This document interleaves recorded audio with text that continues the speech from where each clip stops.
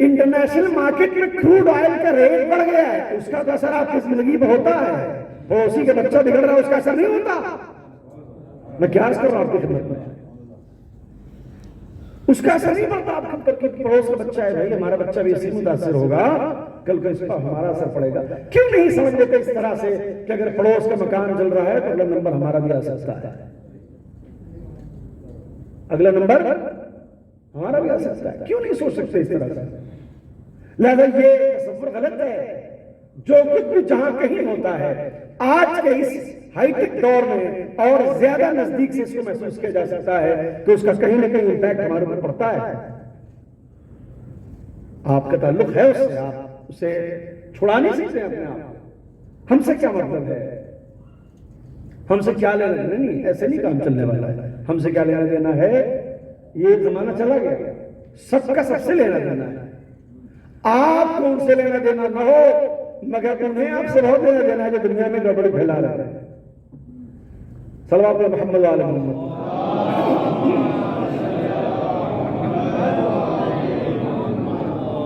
ہم اور آپ بکھرے ہوئے ہوں تو ہوں، مگر وہ بڑے آرگنائزڈ ہیں۔ غور کر، ہم اور آپ بکھرے ہوئے ہوں تو ہوں مگر وہ بڑے پلان کے ساتھ ہیں۔ دشمنان اسلام، دشمنان تشیع بہت پلان کے ساتھ ہیں۔ آدمی، دماغ، پیسہ سب کچھ لگا رکھا ہے انہوں نے۔ یہ تو ہمارے پر کوئی خاص عنایت ہے، خون سرکار سید الشہداء کی جو آبرو بچی ہوئی ہے، ورنہ غیر اس لیے دشمن ہے کہ آپ مسلمان ہیں، اپنے اس لیے دشمن ہے کہ آپ ہمارے راستے پر نہیں ہیں۔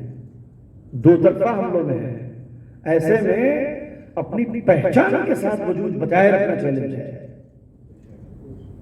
اور یاد رکھیے گا، ہماری شناخت کو اور ہماری پہچان کو دنیا تک پہنچانے کے لیے یہی پلیٹ فارم ہے جہاں آپ جمع ہوئے ہیں۔ یہ پلیٹ فارم جو ہے یہ دنیا میں کسی کے پاس نہیں ہے، یہ سیٹ اپ دنیا میں کسی کے پاس ہے ہی نہیں۔ ہم اپنے دین کے تہذیب کے آئینہ دار اور اس کے نمائندے ہیں۔ ہمیں دنیا علی کا چاہنے والا، حسین کا ماننے والا جانتی ہے۔ اس اتنے بڑے ٹائٹل کے ساتھ انصاف کرنا ہماری ذمہ داری ہے۔ یہ بہت بڑی ڈیزگنیشن ہے ہمارے پاس، اور جتنی بڑی ڈیزگنیشن ہوتی ہے ذمہ داریاں اتنی بڑی ہوتی ہیں۔ ٹھیک ہے نا؟ ایک سمپلی جو امپلائی ہے، گیٹ پہ کھڑا ہے، ڈرائیور ہے بیچارہ، اس کی الگ ذمہ داری ہے، مگر جو ایم ڈی ہے اور جو جی ایم ہے اس کی جوابدہی زیادہ بڑی ہے۔ تو جتنی بڑی ڈیزگنیشن، جتنا بڑا منصب، اتنی بڑی ذمہ داری۔ لہذا آنکھ بند کر کے ہم نہیں رہ سکتے۔ ہم سے کیا مطلب ہے، اس کو جانے دو، اسے چھوڑ دو، یہ ایسے کام چلنے والا بالکل نہیں ہے۔ اللہ نے ایک نبی کی قوم کو جو ایک شہر میں ایک جگہ رہتی تھی، دو فرشتوں کو مامور کیا کہ جا کے اس شہر کو، اس قصبے کو، اس بستی کو پلٹ دو، ختم کر دو، اس کو عذاب اس پہ نازل کر کے۔ یہ اس لائق نہیں لوگ، انہوں نے میرے نبی کو بڑا ستایا ہے، انہوں نے میرے نبی کو بڑا ستایا۔ دو فرشتوں کو آج کی زبان میں کہوں تو ڈیپیوٹ کیا گیا اس کام کے لیے۔ ٹھیک ہے، کیا کیا گیا؟ ڈیپیوٹ کیا گیا دو فرشتوں کو۔ وہ دونوں فرشتے اس بستی میں آئے اور آنے کے بعد دیکھا کہ ایک آدمی ہے وہ بڑی بڑی خلوص کے ساتھ ذکر خدا میں مصروف ہے، اسی بستی میں اللہ کی عبادت کر رہا ہے، تسبیح پڑھ رہا ہے، تقدیس کر رہا ہے، تضرع و زاری کر رہا ہے، بڑے اخلاص کے ساتھ جٹا ہوا ہے اس میں۔ سن لیجئے گا، ان میں سے ایک فرشتے نے کہا کہ بھائی تمہیں لگتا نہیں ہے کچھ غلط ہو جائے گا اس کے حق میں؟ بات نہیں کرنی چاہیے ہمیں اوپر بات نہیں کرنی چاہیے کہ یہ تو بلا وجہ بیچارہ پھنس جائے گا اس میں۔ تو دوسرے نے کہا یار بات تو صحیح کہہ رہے ہو، مگر کام تو یہی ملا ہے اور صحیح جگہ پہ ہم لوگ آئے ہیں، اسی شہر کو ختم کرنا ہے ایک ساتھ سب۔ عذاب الہی نے نبی کو بڑا پریشان کیا۔ کہ ٹھیک ہے کر لو بات، پھر ٹھیک ہے بات یا اللہ تو نے جس شہر کو نابود کرنے کے لیے ہمیں بھیجا ہے، ہم اپنی آنکھوں سے دیکھ رہے ہیں کہ یہ آدمی سامنے بیٹھا مستقل تیری یاد میں ہے، یہ تیرا ذکر کر رہا ہے، ٹھیک ہے نا، مستقل تیری یاد میں تضرع زاری کر رہا ہے، کیا کریں ہم؟ اللہ نے کہا کہ جو کام دیا گیا ہے وہ کرو۔ اللہ اکبر، مقام عبرت ہے، جو کام دیا گیا ہے وہ کرو۔ یہ صاحب عبادت تو کرتے ہیں مگر اپنی آنکھوں کے سامنے منکرات ہوتا دیکھتے ہیں، کچھ نہیں بولتے تھے. اللہ اکبر.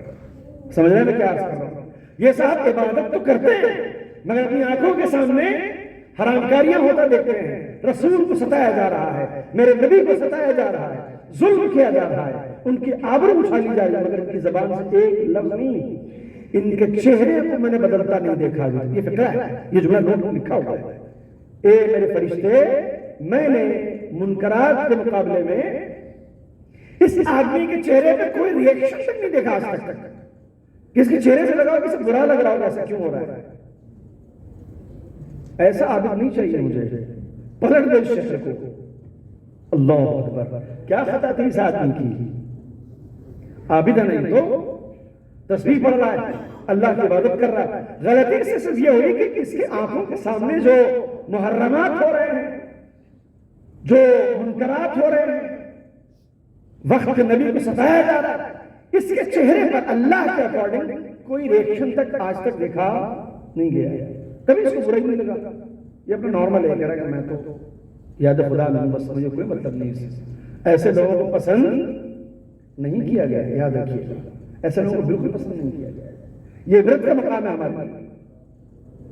لہذا معلوم ہوا کہ اگر آپ کا پرسنل اکاؤنٹ مینٹین ہے، توجہ کے ساتھ سنیے گا، آپ کا پرسنل اکاؤنٹ مینٹین، نماز قضا نہیں ہے، روزے آپ نہیں چھوڑتے ہیں، سارے واجبات انجام دیتے ہیں، مگر اگر آپ کے آس پاس کچھ بھی ایسا ہوتا ہے جو غیر اسلامی ہے اور آپ کا دل نہیں دکھتا ہے، آپ کا چہرے کا تاثر بھی نہیں بدلتا ہے، تو آپ کی عبادتیں خدا کو پسند. بہت اہم کنکلوژن ہے، بہت اہم نتیجہ ہے. یعنی کیا مطلب ہوا؟ میں نے روزہ اول بھی عرض کیا تھا، ہم جس دین پر ہیں اس دین میں انسان کو سیلف اورینٹڈ ہونے سے منع کیا گیا ہے. اپنے آپ میں گم مت رہو، اپنے ساتھ ساتھ دوسروں کو بھی نجات کا راستہ فراہم کرو. اپنے ساتھ ساتھ دوسروں کو بھی بچاؤ، اپنے ساتھ ساتھ دوسروں کو بچاؤ. میں آخری بات سنا دوں، ایک رتناک بات ہے اور اس کے بعد آپ کی زحمت تمام کرتا ہوں. اپنے ساتھ ساتھ دوسروں کو بھی بچاؤ. ایک شخص ہے، ان کا نام ہے آیت اللہ جہانگیر خان. یہ آپ نے کب نام سنا ہوگا؟ جنہوں نے پہلی بار سنا ہے، نام یاد رہ جائے تو گوگل کر لیجئے گا. آپ گوگل کریں گے تو آپ کو معلوم ہو جائے گا کہ شخصیت کے مالک تھے. ایک ہلکا سا میں ٹریلر قسم کا آپ کو بتا دوں. آیت اللہ بروجردی سے کوئی ایسا واقف نہیں ہے، ایسا نہیں ہوگا جو واقف بہت بڑا نام ہے دنیا تشیع کو. آیت اللہ بروجردی ان کے شاگرد تھے. کن کے؟ آیت اللہ جہانگیر خان اصفہانی ان کا نام تھا. جوان دھیان سے سنیں گے، کب کس کی زندگی میں انقلاب آ جائے کچھ کہا نہیں جا سکتا ہے. لہذا وقت سے پہلے کسی کے لیے کوئی رائے قائم کرنا یا اس کی محض برائیوں کو دیکھنا یا اس کو لے کے پرسپشن اپنا بدل لینا کہ تو گیا کام سے، یہ چھوڑ دیجیے. بالکل پر امید رہیے، اپنی بات کہتے رہیے، سمجھائیے، بتائیے، اس کے بعد دیکھیے کیا ہوتا ہے. یہ صاحب جو ہیں آیت اللہ جہانگیر خان 40 برس تک ستار بجاتے تھے، میوزک پلیئر تھے. کچھ ہوتا ہے 40 برس بھائی، 40 ایئرس، مطلب لائف کا میجر حصہ گزر گیا، ایکٹیو لائف کا. 40 سال تک کیا بجاتے تھے؟ یہ ستار بجاتے تھے. 40 سال کی عمر میں ان صاحب کے ستار کا تار ٹوٹ گیا. ٹھیک ہے، ستار جو تھا اس کا تار ٹوٹ گیا. جب تار ٹوٹا تو یہ اس کو بنوانے اصفہان کے بازار میں آئے، شہر میں مین شہر سے دور دیہاتی علاقہ میں رہتے تھے. تو شہر میں آ کے اب انہیں یہ پس و پیش ہوئی کہ پتہ لگائیں شہر میں کہ کون سی دکان ہے جہاں یہ میوزیکل انسٹرومنٹ ریپیئر ہوتا ہے، صحیح ہوتا ہے. چلتے چلتے شہر میں ایک بوڑھے آدمی سے اس کی ملاقات ہوئی. ٹھیک ہے، اور بوڑھے آدمی سے نے پوچھا کہ بھائی صاحب چچا میاں یہ بتائیے کہ یہ میرا ستار کا ایک تار ٹوٹ گیا ہے، یہ کہاں بنتا ہے، دکان کہاں پہ ہے اس کی؟ تو ان چچا میاں نے ان سے کہا کہ فلاں جگہ پر فلاں گلی ہے، فلاں بازار ہے، فلاں دکان ہے، وہاں چلے جاؤ، وہاں یہ تمہارا ستار بن جائے گا. مگر میری ایک بات سن لو. اللہ اکبر، دل تھام کے بیٹھیے گئے بات سننے میں. میری ایک بات سن لو بیٹا. کیا؟ یعنی جیسے یہ ستار کے تار ٹوٹ جائیں تو بن جاتے ہیں نا، ایسے ہی ٹوٹے ہوئے انسان بھی بنتے ہیں. یہ کس آدمی کا فقرہ ہے؟ آپ مجھے انصاف سے بتائیں گے اگر یہ بزرگوار اس آدمی سے ستار بننے کی دکان کے ایڈریس کے علاوہ یہ بات نہ کہتے کوئی بری بات تھی؟ ان کے سوال کا جواب تو دے دیا تھا انہوں نے، مگر انہوں نے سوال کا جواب دیا، پتہ بتایا، ساتھ میں ایک جملہ یہ بھی ایڈ کر دیا کہ بیٹا جیسے ستار کے تار ٹوٹ جائیں تو بن جاتا ہے، ویسے ہی انسان بھی اگر ٹوٹ جائیں تو وہی بن سکتے ہیں۔ سن رہے میں کیا عرض کر رہا ہوں؟ اگر انسان ٹوٹ جائیں تو وہ بھی بن سکتے ہیں۔ جیسے اس آدمی نے سنا، آیت اللہ جہانگیر خان نے جیسے سنائی ہے تو ان بزرگوار سے انہوں نے کہا کہ چچا میاں وہ بات تو آپ کی صحیح ہے، یہ آدمی کہاں بنتے ہیں اگر ٹوٹ جائیں تو؟ کیسے سن لیا آپ نے جملہ؟ نہیں تو فرمائیے آپ، یعنی اس ایک سیکنڈ میں اگر کسی کی بندگی کے کاسے میں اللہ خالی پن دیکھتا ہے تو اس کے کاسے میں کب کچھ ڈال دیتا ہے اس کا اندازہ اسے نہیں ہوتا ہے۔ کس لمحہ ابھی ہم نے حر کو جناب حر بن میں دیکھا ہے، لیکن یہ امتیاز ہے اہل بیت کا، جو ان کے در سے جڑا وہ حر سے حر علیہ السلام ہو گیا، مگر جو ان کی طرف تھا وہ کل بھی حر بلا تھا، آج بھی حر بلا ہے۔ صلوات پڑھ محمد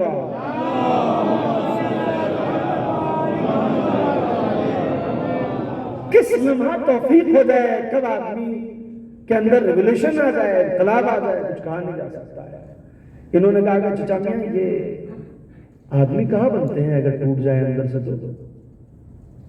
ٹھیک ہے، بزرگوار نے کہا کہ بیٹا یہ گلی جو ہے نا، اسی گلی میں ایک مدرسہ ہے، وہاں علماء بیٹھتے ہیں، وہاں مکتب اہل بیت کا درس دیا جاتا ہے، وہاں چلے جاؤ وہاں آدمی بنائے جاتے ہیں۔ اللہ اکبر، وہاں کیا بنائے جاتے ہیں؟ آدمی بنائے جاتے ہیں۔ ستار وغیرہ وہیں چھوڑ دیا انہوں نے اور چلے گئے مدرسے میں، اور جا کے وہاں بیٹھے، ایک درس سنا اور سن کے اسی مدرسے میں رہ جانا ڈیسائیڈ کیا۔ والد محترم کو خط لکھا، ابا میں ٹوٹا ہوا ستار بنوانے آیا تھا، خود کو بنوا رہا۔ صلوات پڑھ دے محمد۔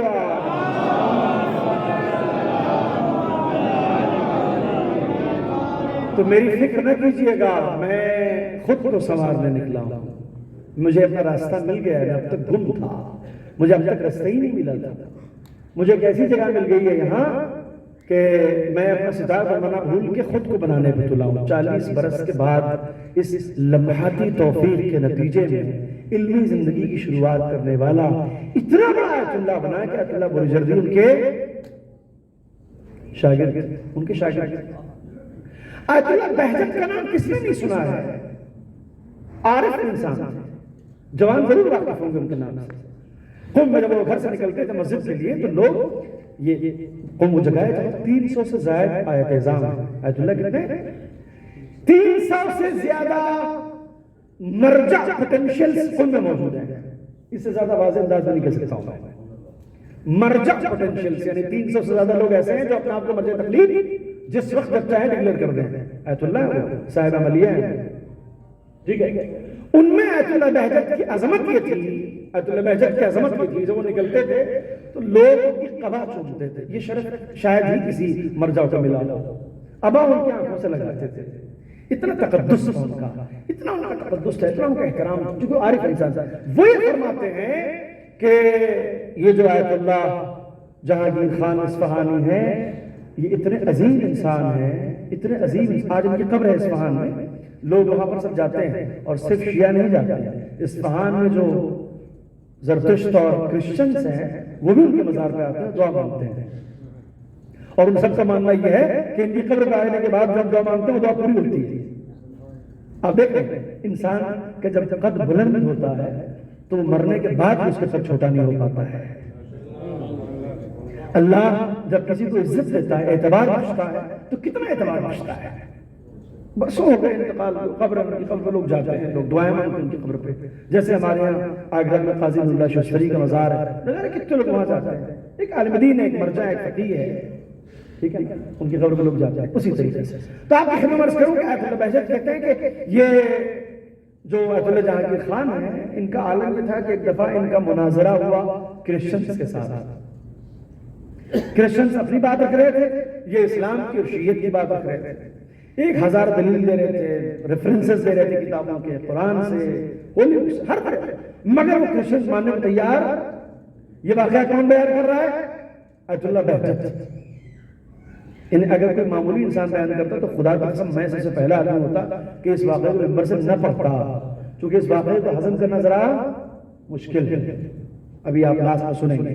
مگر چونکہ اتنا معتبر انسان کہہ رہا ہے لہذا مان لینا ہمارے لیے ضروری ہے. ایت اللہ بہجت کہتے ہیں کہ یہ بحث کیے جا رہے ہیں، مناظرہ ہو رہا ہے، دونوں طرف سے ڈیبیٹ جاری ہے. یہ اپنی دلیل رکھ رہے ہیں، وہ اپنی دلیل رکھ رہے ہیں. مگر رکھتے رکھتے ایک وقت وہ آیا کہ ایت اللہ جہانگیر خان نے ان کرسچن سے کہا کہ اگر خود عیسیٰ مسیح یہاں آ جائیں اور آنے کے بعد کہیں کہ یہ آدمی جو کہہ رہا ہے یہ حق ہے، تب مان لو گے؟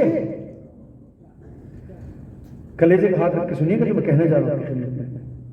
اگر عیسیٰ مسیح یہاں آ جائیں، ٹھیک ہے نا، اور آ کے کہیں کہ یہ جو آدمی کہہ رہا ہے یہ صحیح کہہ رہا ہے، تم لوگ غلط ہو، تب مان لو گے؟ تو انہیں تھوڑا حیرت ہوئی، مسکرایا. اس بات کا یہ کون سی بات آپ کہہ رہے ہیں؟ بھائی وہ ہوں گے جو کہیں گے تو ہم مان ہی لیں گے، اس میں کون سی بات ہے؟ جیسے ہی ان کرسچنز نے کہا، آغا بہجت کہتا ہے، میرا جملہ نہیں کتاب کا درج ہے، آغا بہجت کہتے ہیں کہ ایت اللہ جہانگیری نے دعا کے لیے ہاتھ اٹھایا. خدایا میں تیرے اہل بیت کے در کا ایک ادنا سا غلام ہوں، میری آواز رکھ لے. میں نے ان سے یوں ہی کہہ دیا ہے. واقعہ درج ہے کہ وہاں پر ایک عجیب قسم کا مکاشفہ ہوا. وہاں پر خود حضرت عیسیٰ آئے اور انہیں صرف اور صرف یہ خود اور وہ چند عیسائی دیکھ پا رہے ہیں، مگر کوئی نہیں دیکھ پا رہا. اور آنے کے بعد کہتے ہیں یاد رکھو اب اس زمانے میں علی کے در کے سوا کہیں جاؤ گے صرف ٹھوکر کھاؤ گے.